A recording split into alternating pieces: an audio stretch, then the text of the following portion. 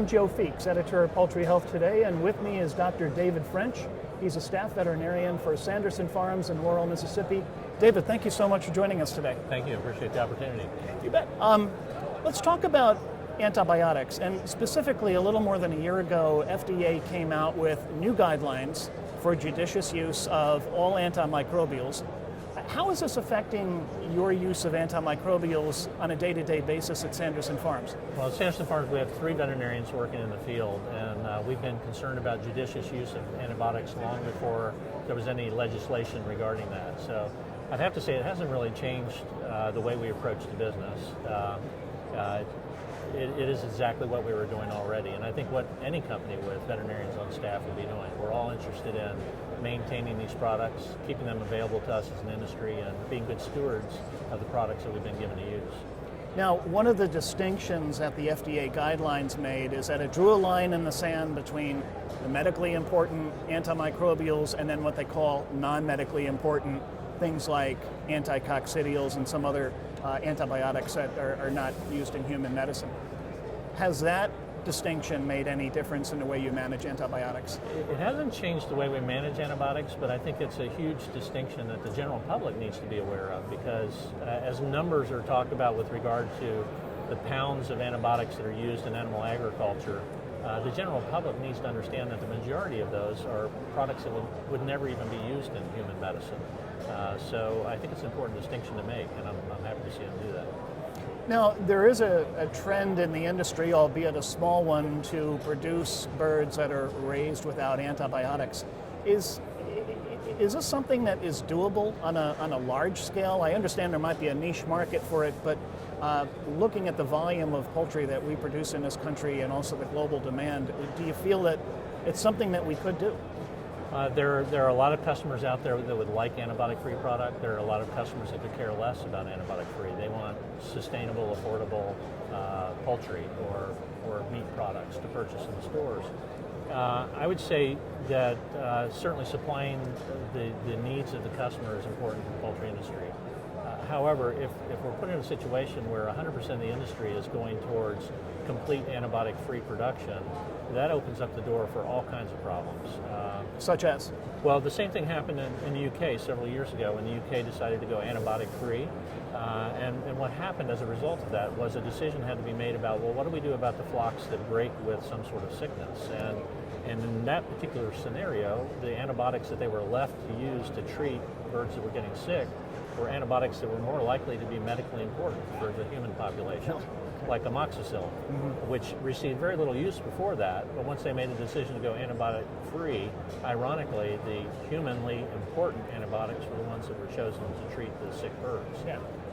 Additionally, what do we do in this country if everyone goes 100% antibiotic-free and you have a sick flock? What kind of pressure does that put on the veterinarians for humane treatment of animals that are under their care? And if those birds are brought to market, who wants to buy the birds that got sick on a 100% antibiotic-free program? You have to do something to market those birds. You have to treat those birds, I think, but if you're not allowed to treat them, mortality is going to be excessive. The birds will not be treated humanely. I think veterinarians will struggle with that if we do that. Now, I think most reasonable people would say that if a bird gets sick, by all means, yeah, let's treat it. Let's use any tool we have to get it back on its feet and make it well. But there are those who would say, but we should never use antibiotics to prevent infection. We should only use it to treat. Does that seem like a reasonable approach? I think that the FDA scrutinizes all products that are brought to market, and the label claims that they make, whether it's for treatment of a particular disease or whether it's for prevention and control, I think are important distinctions, and certain criteria are established to register those products under those guidelines. There are some products, as you mentioned already, that are not medically important for humans that are used in poultry. The bulk of our antibiotics in poultry are in the ionophore class, which has absolutely no use whatsoever in humans. However, those can be useful in the prevention and control of protozoal parasite coccidiosis. And in that regard, a prevention and a control is a useful application for a drug that would have no application in human medicine. But is it reasonable to think, though, that maybe you could just wait for coccidiosis to strike and then use an antibiotic or some other kind of medication? There are other alternatives that are available besides anticoccidials. There are vaccination programs that are used, but the vaccination programs are difficult to use at certain times of the year. Much easier to use a vaccination program in the summertime than in the wintertime. There are companies that can make that work year-round, but there are dramatic changes that have to take place with regard to management of those birds in order to make that happen. All that to say that a vaccination program can be costly in terms of lost production and not being able to feed a hungry world when every bit of protein that we can put out there for a hungry world is in demand. Now, you're a veterinarian. You took an oath to provide the best medical care that you can. One of the things that I've struggled with a bit, and I've heard other veterinarians talk about this very quietly, is the ethical conflict that this antibiotic-free trend has created for them, because, as I said, they've taken an oath, yet you've got somebody in marketing saying, well, we want to put out antibiotic-free birds. What's your feeling about that? I think it's a problem with antibiotic-free. I think that when we're raising antibiotic-free, 100% antibiotic-free, and we're reluctant to treat those sick flocks, then I think we're failing in part on our veterinary oath to relieve the sick and suffering. So I think that is definitely a conflict that veterinarians are going to struggle with. Now, you mentioned the word sustainability before, and I've talked to your colleague Phil Steyer about that as well. What is your definition of sustainability as a veterinarian?